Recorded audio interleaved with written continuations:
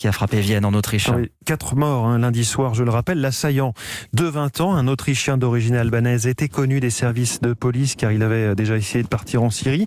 Alors hier, l'Autriche, bien sûr, était sous le choc et tentait de se rassembler autour de quelques figures anonymes de cette soirée d'horreur. Pour Europe 1, Hélène Kohl.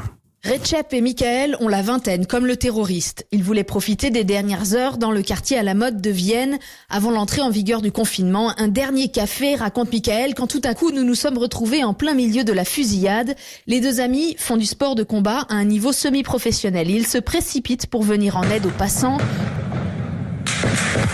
Une vidéo tournée depuis un balcon les montre sous la mitraille, en train de secourir un policier gravement touché. À l'aube, Michael poste un message qui devient viral.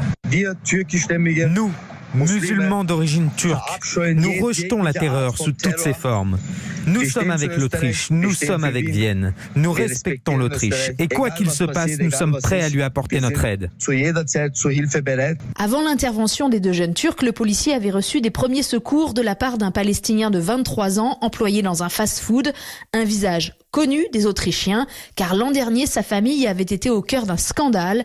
Elle s'était vue refuser l'achat d'une maison dans un village du nord du pays, au motif que le maire ne voulait pas de musulmans dans sa commune. Hélène Kohl pour